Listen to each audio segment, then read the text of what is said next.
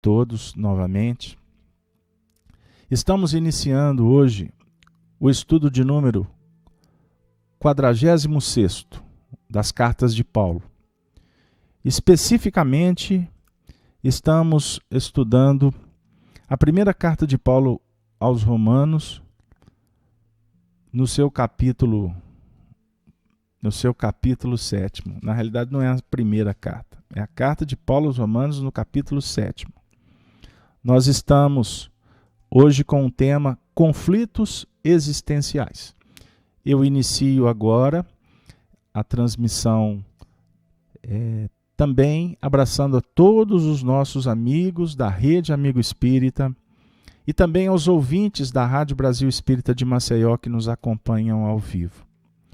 Então, nesse momento, e como sempre fazemos, nós vamos iniciar o estudo trazendo aqui em vídeo o texto que será desenvolvido neste nosso encontro. No capítulo 7º, portanto, nós vamos fazer a leitura a partir do primeiro versículo, para que a gente possa buscar a sintonia com os temas anteriores. Vamos lá. Primeiro versículo. Não sabeis vós, irmãos, pois que falo aos que sabem a lei, que a lei tem domínio sobre o homem por todo o tempo que vive. Porque a mulher que está sujeita ao marido enquanto ele viver, está-lhe ligada pela lei, mas morto o marido está livre da lei do marido. Lembra que nós trabalhamos a mulher como razão, ou melhor, como sentimento, e o homem a razão? Pois bem, continuando. De sorte que, vivendo o marido, ou a razão, será chamada adúltera, se o sentimento, no caso, se for de outro marido. Mas morto o marido, livre está da lei, e assim não será adúltera, se for de outro marido. Assim, meus irmãos, também vós estáis mortos para a lei pelo corpo de Cristo, para que sejais de outro, daquele que ressuscitou dentre os mortos, a fim de que demos frutos para Deus. Porque quando estávamos na carne, as paixões dos pecados que são pela lei operavam em nossos membros para darem fruto para a morte. Mas agora estamos livres da lei, pois morremos para aquilo em que estávamos retidos, para que sirvamos em novidade de espírito e não na velhice da letra. Verso 7º. Que diremos, pois? É a lei pecado? De modo nenhum. Mas eu não conheci o pecado, senão pela lei. Porque eu não conheceria a concupiscência, se a lei não dissesse, não cobiçarás. Mas o pecado, tomando ocasião pelo mandamento, obrou em mim toda a concupiscência, porquanto sem lei estava morto o pecado. E eu, em algum tempo, vivia sem lei, mas vindo o mandamento, reviveu o pecado e eu morri. E o mandamento que era para a vida, achei eu que era para a morte. Porque o pecado, tomando ocasião pelo mandamento, me enganou, e por ele me matou. E assim, a lei é santa, e o mandamento santo, justo e bom. Logo, tornou-se-me o bom em morte? De modo nenhum. Mas o pecado, para que se mostrasse pecado, operou em mim a morte pelo bem, a fim de que pelo mandamento o pecado se fizesse excessivamente maligno. Porque bem sabemos que a lei é espiritual, mas eu sou carnal, vendido sob o pecado. Por quê? O que faço não aprovo, pois o que eu quero, isso não faço. Mas o que aborreço, isto faço. Chamo a atenção para o texto a partir de agora, os versos que vamos conversar nesta noite. E se faço o que não quero, consinto com a lei, que é boa. de maneira que agora já não sou eu que faço isso, mas o pecado que habita em mim. Porque eu sei que em mim, isto é, na minha carne, não habita bem algum. E com efeito, o querer está em mim, mas não consigo realizar o bem. Porque não faço o bem que quero, mas o mal que não quero, esse faço. Ora, se eu faço o que não quero, já o não faço eu, mas o pecado que habita em mim. Acho então essa lei em mim, que quando quero fazer o bem, o mal está comigo. Vamos lá. O assunto, como sempre, desafiador.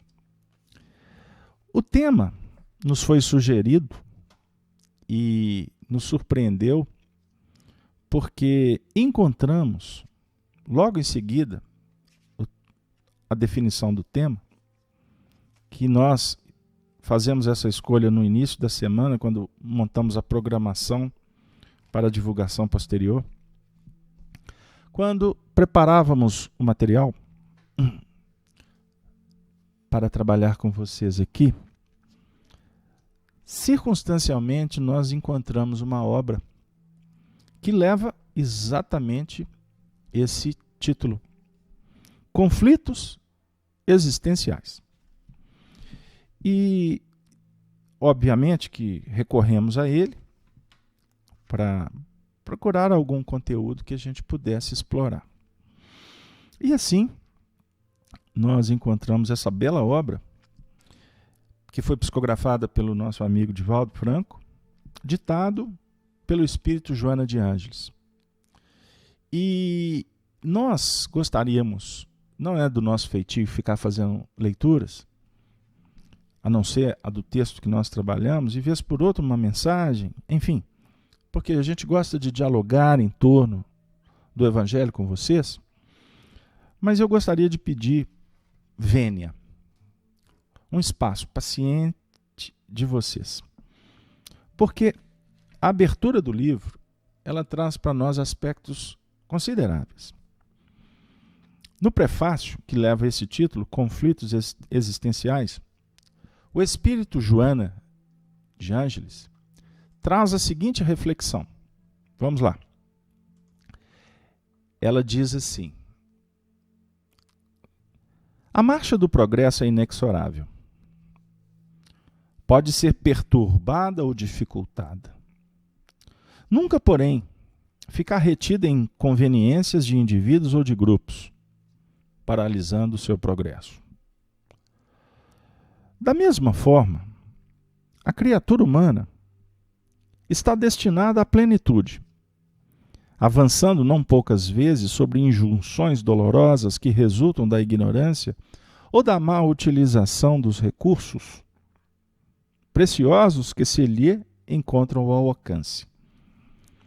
De origem divina, experiência, as mais diferentes manifestações da vida, desenvolvendo os valores sublimes que lhe dormem em germe até atingir a felicidade que lhe está destinada. Essa felicidade, porém, deverá ser conquistada, passo a passo, mediante o esforço pessoal e o investimento de luta, de modo que desabrochem os seus potenciais que impulsionam a conquista da glória. Através das multifárias reencarnações, o espírito aprimora-se, libertando-se do primarismo, por onde transitou e avançando no rumo da sublimação. O sentido da vida inteligente é ascensional, que se logra através dos desafios existenciais que devem ser vencidos. Porquanto são carregados das heranças negativas, que procedem das experiências anteriores, malogradas e necessitam de ser corrigidas. Em razão disso, esses desafios apresentam-se como conflitos perturbadores que enfermam, desorientam, empurram para situações dolorosas, quando não direcionados com sabedoria e enfrentados com valor. São as chamadas heranças atávicas. Continuando. Do ponto de vista espírita, estas heranças procedem das reencarnações anteriores, que imprimiram no espírito as suas necessidades, mas também as suas realizações, facultando-lhe o avanço progressivo, cada vez que uma etapa do processo de crescimento é vencida. Graças a essa constatação, na raiz de todo o processo aflitivo existe uma herança psicológica de outra existência, ressurgindo como necessidade de reparação, a fim de favorecer o espírito com novas aquisições, sem amarras, com fracassos que ficaram no passado. Desse modo, a felicidade no mundo é possível desde que seja desenvolvido o empenho por consegui-la. Ninguém se encontra na Terra exclusivamente para sofrer, mas para criar as condições de saúde real e da alegria plena. Mesmo no caso das expiações vigorosas, enquanto vigem, trabalham pela libertação do ser encarcerado. Logo, seja concluído a reeducação. Os estudiosos da conduta psicológica constatam também que essa felicidade é possível, porque existem fatores fisiológicos que a propiciam e referem-se ao milagre da dopamina, o neuropeptídeo que a fomenta e produz. Estou encerrando. Experiências cuidadosas. Aqui esse trecho eu vou pular, me permitam. É fácil, portanto, de compreender que o ser humano é todo um feixe de emoções que necessitam ser bem direcionadas e que a educação, o conhecimento, o exercício se encarregam de transformar em vivências. Aprofundando-se mais a sonda no cerne do ser, constata-se que todo esse complexo de energia procede do espírito que a exterioriza conforme o seu padrão evolutivo, produzindo emoções superiores ou inquietantes de que tem necessidade no campo do crescimento moral. Assim, os desafios existenciais que se apresentam como emoções perturbadoras, transtornos neuróticos, de ansiedade, de culpa, de estresse, de angústia, exigem atenção e devem ser cuidados de forma especial, mediante as conquistas das modernas ciências psíquicas, bem como as contribuições do Espiritismo na sua feição de ciência da alma. Assim, a felicidade é desencadeada pela harmonia que o espírito experimenta, a sensação agradável do dever cumprido, a retidão moral, facultando ao cérebro a produção da dopamina, da serotonina, da noradrenalina e de outras substâncias do mesmo gênero. A conquista da felicidade ocorre quando se transita de um para outro estado de espírito em equilíbrio, portanto, de maior harmonia.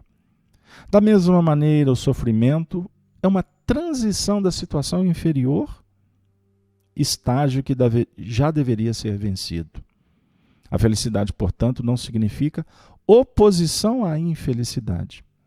Esse estado de bem-estar, de harmonia entre o ego e o self, resulta de conquistas morais e espirituais, da vitória sobre os desafios existenciais.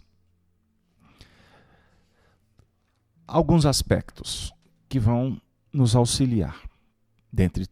Nós vamos apenas pensar alguns, por favor. Lidar com o atavismo, com a herança de que nós trazemos. Herança espiritual. O texto nos convida para refletir sobre o lidar com o novo, aprendendo a administrar o velho. Vamos dizer assim. No verso 16, Paulo diz para nós assim, vamos voltar. E se faço o que não quero? Consinto com a lei, que é boa. De maneira que agora já não sou eu quem faço isso, mas o pecado que habita em mim. Porque eu sei que em mim, isto é, na minha carne, não habita bem algum. E com efeito, o querer está em mim, mas não consigo realizar o bem. Se vocês me permitem, eu vou voltar ao 15. Por quê? O que faço, não aprovo. Pois o que quero, isso não faço. Mas o que aborreço, isso faço. Nós estamos diante da vida o tempo todo lidando com estas novidades que a providência divina nos oferece. A revelação, que nos impulsiona ao despertar consciencial, a estarmos diante da verificação fundamental da nossa destinação espiritual. Para isso, precisamos estudar de onde viemos. De onde viemos, nada mais é do que mergulhar dentro da nossa própria história espiritual. E essa história vai nos dizer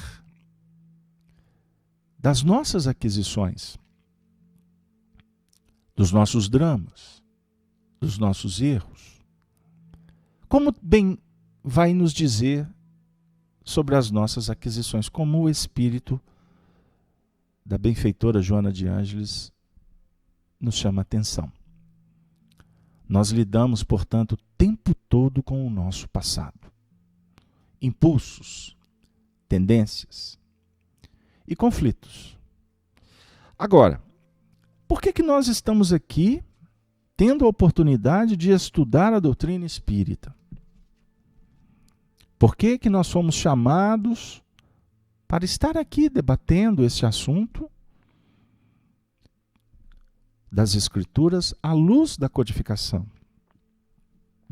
Porque lidar com o passado é reconhecer, é procurar analisar e estudar alguns aspectos que esse passado enseja. Que, diga-se de passagem, nós vamos tomar do próprio sumário do livro alguns assuntos que são trabalhados no mesmo que indicam assuntos que têm a ver com esse enfrentamento psicológico que devemos empreender. O enfrentar a nós mesmos. O lidar com esse passado. Porque muitas vezes nós perambulamos em fugas psicológicas que definem para nós aspectos da infantilidade espiritual diante das oportunidades que a vida enseja para cada um de nós. Fugimos, muitas vezes mascarados, ou com a máscara de que queremos ser felizes. E na realidade isso não é felicidade. É procurar algum tipo de prazer, de bem-estar, para nos manter acomodados. A preguiça, ela é um departamento que exige de nós consideração.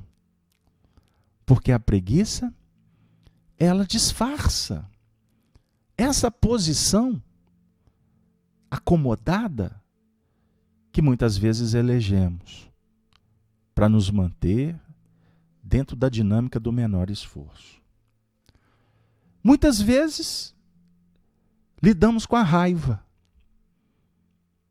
Ficamos irados quando nos sentimos invadidos, quando algo penetra e nos faz considerar, reconsiderar a nossa própria posição. O que nos causa medo, é um assunto que a Joana de Ângeles trabalha nesse livro. O medo. O medo de ser descoberto. O medo do enfrentamento. O medo do desconhecido. Medos que são nada mais do que máscaras destas projeções do nosso ego em bases antagônicas no que remonta a um projeto de libertação. Como o ressentimento. Nós nos permitimos vibrar na faixa do ressentimento porque muitas vezes queremos o patrocínio da bajulação, do incenso. Gostamos de sermos aplaudidos. É muito cômodo quando flutuamos em zonas em que as pessoas tendem a pensar como a gente quer, e quando há qualquer movimento contrário, ao invés de perscrutarmos, de verificarmos, de tentar aprofundar com essa sonda da nossa inteligência ou da nossa percepção espiritual, no motivo em que há algum movimento contrário aos nossos interesses. A culpa. O movimento da culpa. É muito mais fácil, é muito mais interessante em alguns momentos nos tornarmos vítimas. Promover a vitimização. A vitimização, ela confunde. Ela confunde o outro, mas na realidade ela acaba nos confundindo. O que deveríamos trabalhar com mais sobriedade, com mais humildade, verificando que não há vítimas, nem algozes na essência. Existe um aprendizado. Bem-aventurado, em tese, é aquele que pode até ser, entre aspas, vítimas de uma história. É muito melhor do que promovermos o holocausto para o outro. Mas no fundo, procurando uma responsabilização maior diante do fenômeno da evolução, chegaremos num tempo em que vamos agradecer, que vamos procurar enaltecer o papel da dor como o corolário da libertação, quando consciente, definitiva. Aí a gente movimenta no ciúme. Por que o ciúme? Queremos tomar posses. Posses enquanto a vida nos convida a abrir mão, a libertar ao invés de aprisionar. Não temos. Na realidade, a expressão devida é: nós nos relacionamos, nós lidamos. Porque o mais importante é o que fica em nível de experiência. Então toda posse, ela é transitória no seu sentido material, no seu sentido circunstancial.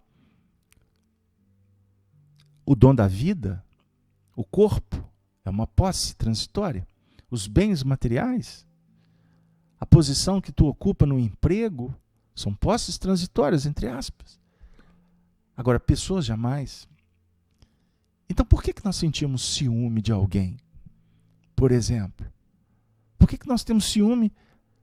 Tudo isso fala para nós de apego.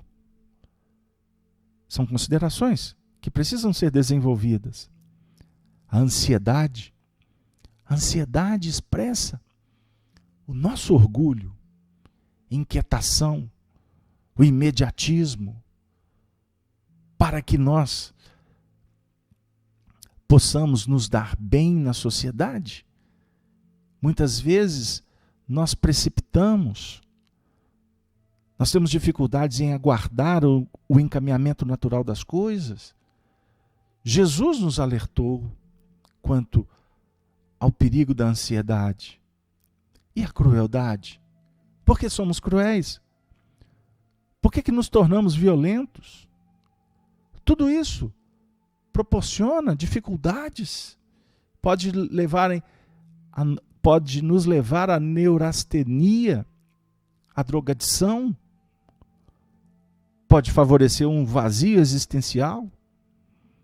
Entra aqui o estresse, as fobias.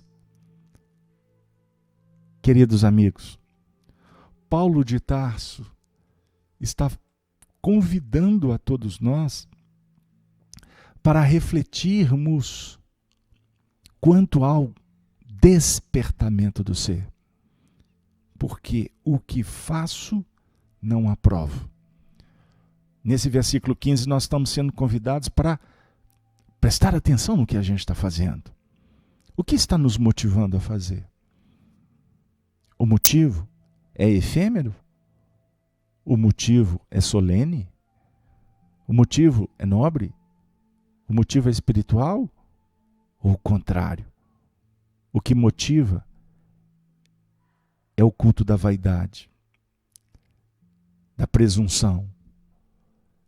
Com o Evangelho, e eis o motivo que Paulo endereça essa carta, apresentando Jesus, o Cristo revelador, o Cristo anunciador, o Cristo precursor das felicidades celestiais. No primeiro versículo desse texto, desse capítulo, ele fala: direciono para aqueles que conhecem a lei. A definir o seguinte: para todos nós que estamos aqui estudando a doutrina espírita, para entender um pouco mais as lições do Evangelho, das Escrituras, o convite é analisar a nossa posição. E, obviamente, que o senso de justiça, o amor que todos nós trazemos, a nossa destinação espiritual, já começa a apontar para nós com muita clareza que existem movimentos que libertam, mas nós ainda estamos jungidos a uma teia que muitas vezes cria impedimentos. E nós podemos estar sem saber como desarticular essas forças que nos aprisionam na retaguarda. Mas o que aborreço, isso faço. Quando agimos e amanhã ou depois a gente fala: meu Deus, por que eu fiz? No versículo 16 ele fala: e se faço o que não quero, consinto com a lei que é boa. Paulo está dizendo que na descoberta do que é o que nos faz bem, mas que ainda perambulamos nos territórios que nós já detectamos que não faz bem, o Paulo está dizendo: consinto com a lei. Ele está dizendo, nesse movimento psicológico, que nós temos que nos render à manifestação da lei. Porque a lei é justa, sábia, soberana. A lei é imutável. E o objetivo da lei é trazer o retorno. Porque a semeadura é livre, a colheita é obrigatória. Então aqui o Paulo está dizendo: se faço o que eu não quero, é porque é o passado que ainda grita. É o automatismo. São os reflexos condicionados. E nos deparando com os acontecidos, que isso pode ser analisado apenas pela manifestação do desejo e não propriamente da ação? Dependendo do grau de entendimento do indivíduo diante do mecanismo da evolução, o próprio sentir, o próprio desejo, quando não homologado pela consciência, ele, para o neófito, ou melhor, para o aprendiz consciente, ele já traz uma carga que precisa de ser trabalhada, que precisa de ser redirecionada. O pecado é o desvio, é a disfunção. O pecado é a transgressão que nós optamos diante da lei, da ética, do moral, da parte espiritual que já começa a nos encantar. No versículo 17 ele diz: de maneira que agora já não sou eu que faço isso, mas o pecado que habita em mim. O passado grita forte. Ele está se colocando naquela condição de deixar que a vida leve. Será que ele está falando assim: eu preciso de melhorar, mas eu não dou conta? De maneira alguma. O espírito empreendedor de Paulo está contando para nós de uma grande batalha. Ele está falando para nós que todos estamos lidando o tempo todo com uma novidade que nos chama no clamor do Senhor: vinde a mim. Ele diz: vinde a mim. Vinde a mim todos vós que estáis cansados, vinde a mim. Ele nos consola, ele nos envolve, ele luariza, ele remedia, porque nós pedimos. Mas em seguida ele diz: mas tomai sobre vós o meu jugo e aprendei de mim. Este é o movimento, aprender dele. Então não basta você, qualquer um de nós, apenas ler, apenas escutar. Nós temos que sair de dentro de nós mesmos para fazer acontecer. Porque é fazendo acontecer é que nós vamos sanear a dúvida. Nós vamos confirmar a necessidade de mudança. Essa é a grande dica. Agora, ficar atento para cada movimento, porque após cada pensamento, palavra, atitude, ação, nós estaremos diante do Cristo, que vai estar nos dizendo: vinde a mim. E quanto mais nós caminharmos, mais nós vamos perceber o quanto é bom caminhar na direção dele, aprimorando, qualificando, ajustando. O versículo 18 ele diz assim: porque eu sei que em mim, isto é, na minha carne, não habita bem algum. Por que ele diz isso? Se nós olharmos para o passado, nós vamos encontrar vícios e virtudes. Nós vamos nos deparar com aquisições. Nós vamos entender que houve uma construção, mas o edifício ele está sendo edificado. Novos andares estão sendo erigidos, porque nós estamos logrando um novo aprendizado, fixando novos caracteres. Então, será que o Paulo não está nos convidando para dizer assim: o que eu fiz valeu, mas tem tanta coisa boa para fazer? nós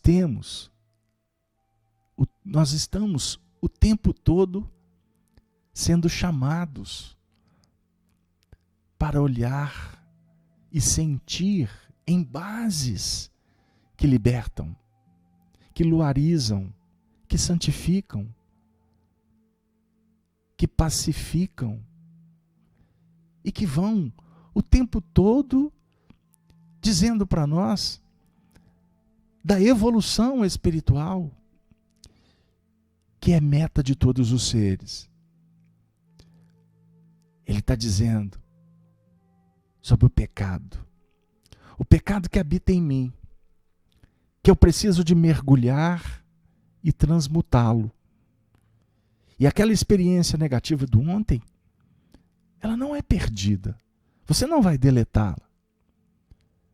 Mas você, eu, vamos colher aquele fruto do ontem, que muitas vezes se manifesta por dor, por doença, por abandono, por aflições, e que serão pontos, serão degraus, que nós vamos gradativamente ascendendo, mas a partir daquela experiência.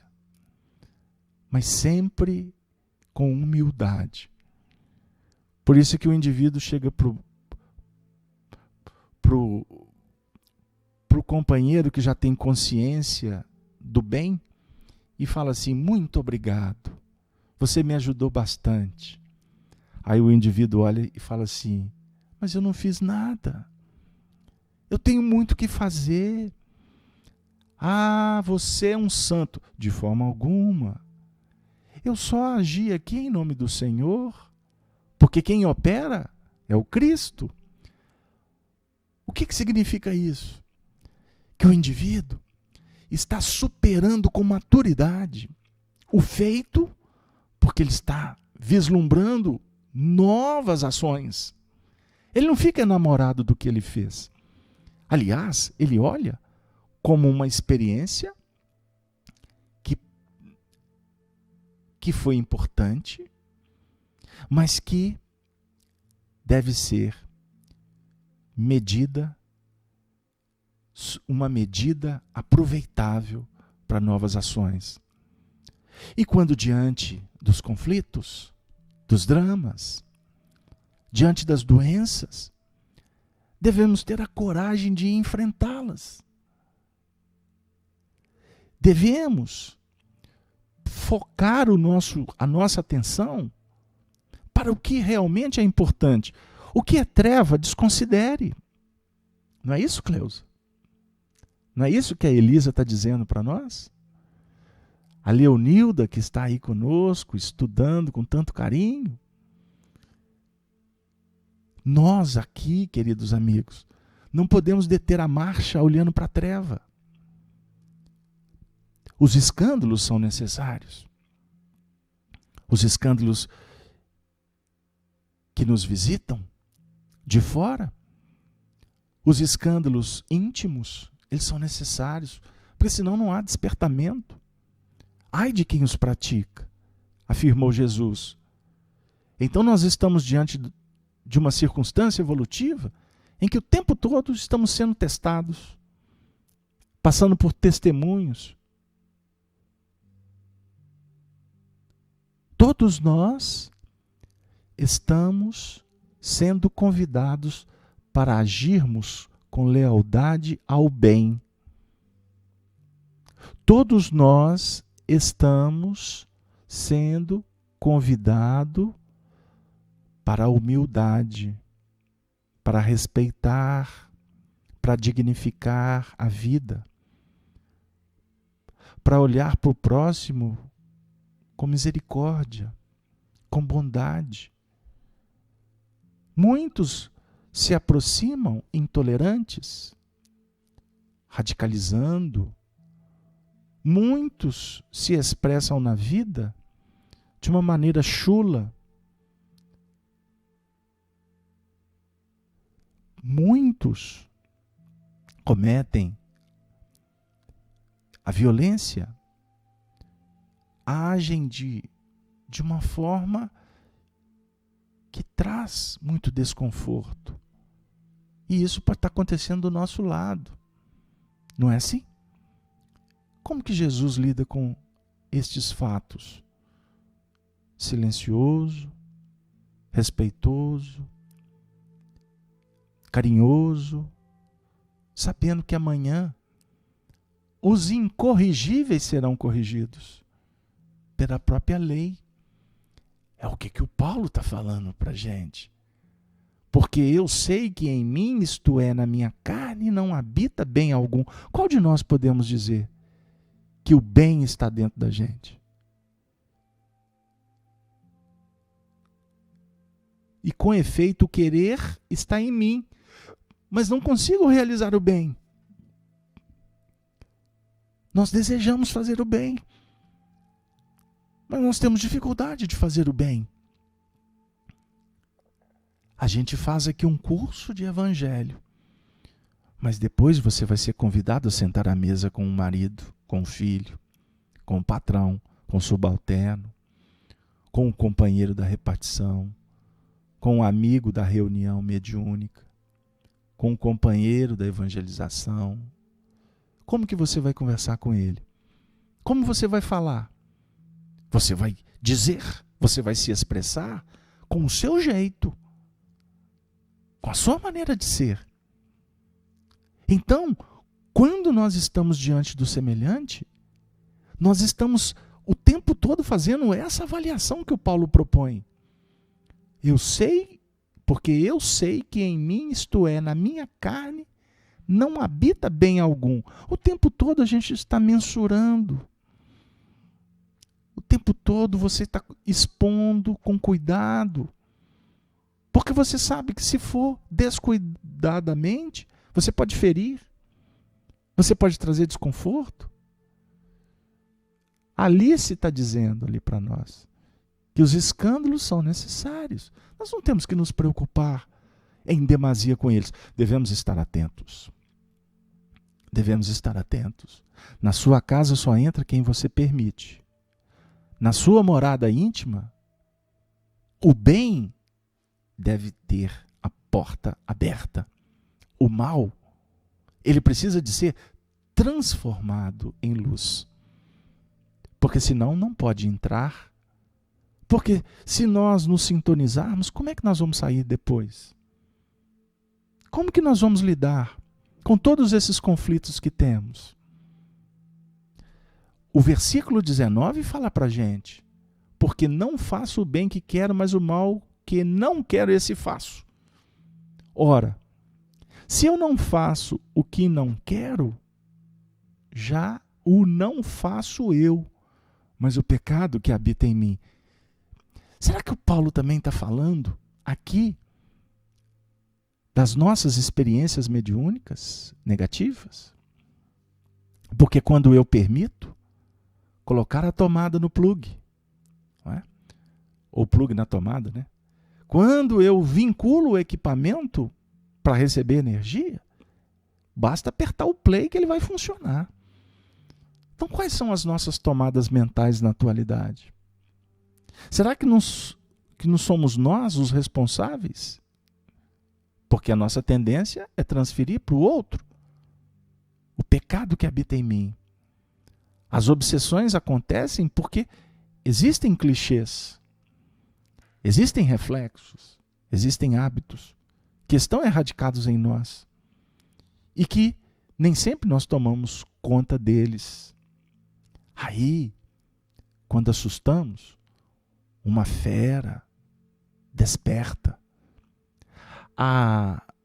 Nós estamos tendo uma manifestação, Aragão Coimbra, dizendo: disciplina e educação é essencial para os momentos de reflexão.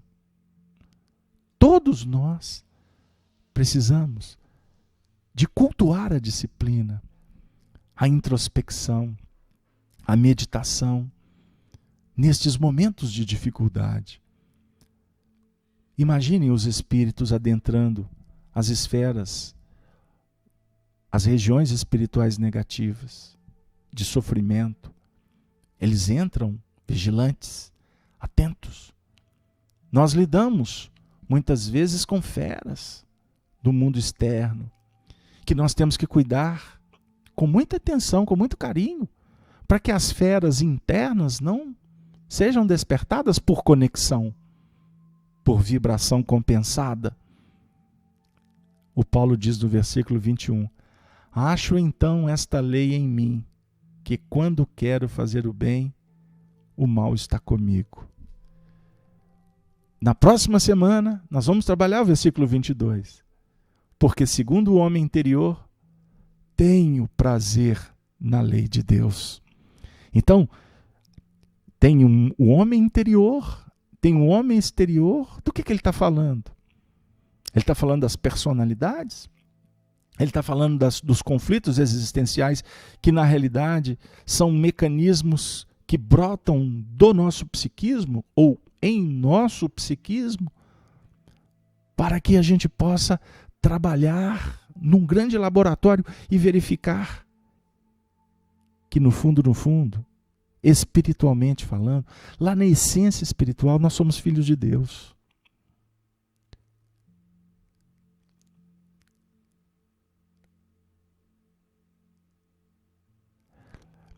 Nós estamos tendo uma participação dizendo assim, eu agradeço ao nosso companheiro Ricardo. Ele está dizendo assim, que Paulo de Tarso e Erasto são verdadeiros soldados do Cristo. E o mal merece ser desmascarado, se ferir os ensinamentos da espiritualidade superior. Eu agradeço a sua participação, Ricardo, para dizer o seguinte, nós concordamos com você na sua afirmativa. Só que a nossa reflexão com o Evangelho é desmascarar o mal que vige na nossa intimidade. Porque o que está no âmbito do outro não é de competência do bom observador das lições do Senhor. Porque o mal nada mais é do que a ausência do bem. O bem, ele se estabelece de uma forma muito sutil. E ser agente para descortinar a luz com a visão ainda turva que temos, pode significar uma antecipação de um conteúdo que há de ser revelado no tempo de Deus e não no tempo dos homens. Paulo de Tarso, no seu período na Terra, ele discutiu muitos assuntos. Ele dialogou com muitos companheiros do cristianismo. O livro Paulo Estevão é pródigo de detalhes. Agora, eu convido o nosso amigo e aos nossos irmãos a verificar que a maior missão de Paulo de Tarso, pelo menos é assim que nós temos verificado e aprendido, a maior lição de Paulo de Tarso foi a luta que ele travou com ele mesmo, de transformar o homem velho num homem novo. O movimento que se estabelece na Terra, ele é um grande laboratório, sem dúvida alguma. O Senhor da vida nos convida para nos movimentar no sentido de fazer a nossa luz e, quem sabe, um pouco dessa luz contagiar aqueles que estão do nosso lado. Mas jamais com a pretensão de mudar o semelhante. Não temos autoridade para sermos invasivos, para desconsiderarmos ou violentarmos, porque não é assim que a espiritualidade opera. Há uma palestra no livro,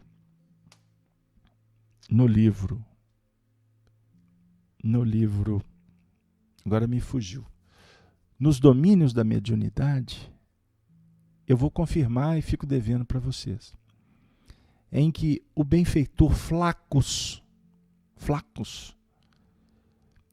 ele fala para nós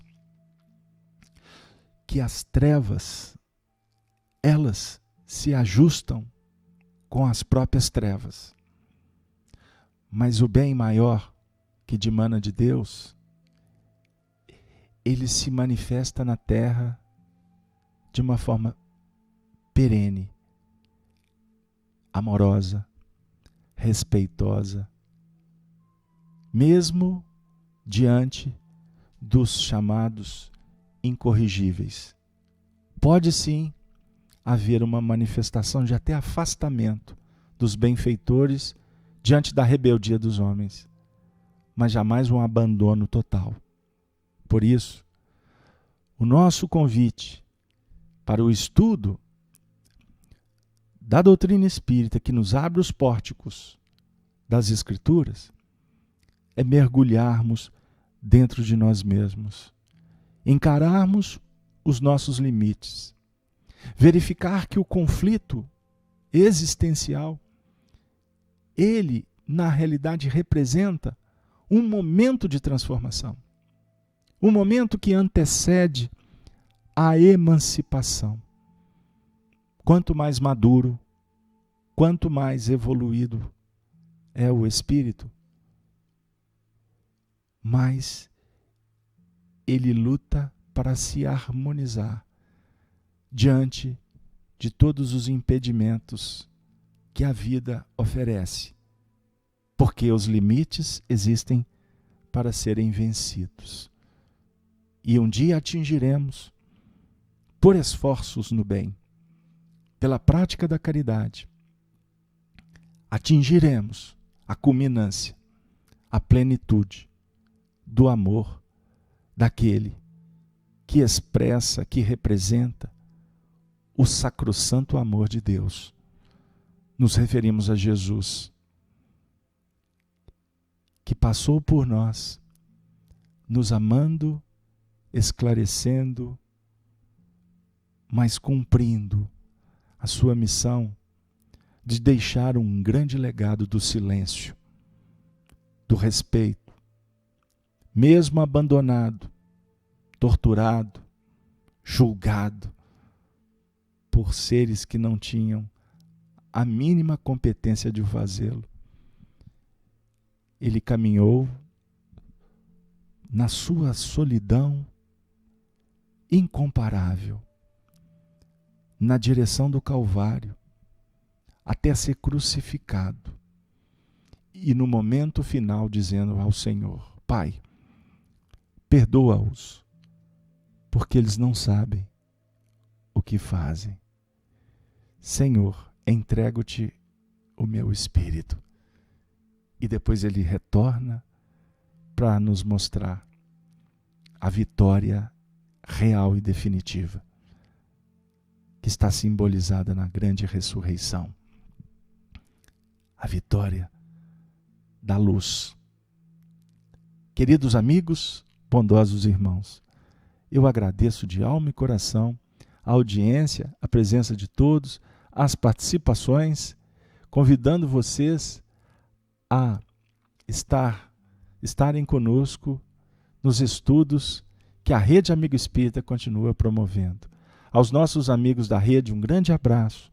Aos nossos companheiros da Rádio Brasil Espírita também, um grande abraço aqui das Minas Gerais. Encerramos a nossa participação singela na noite de hoje com a saudação dos cristãos dos primeiros tempos, dizendo: Ave, Ave, Ave Cristo. Que assim seja, graças a Deus.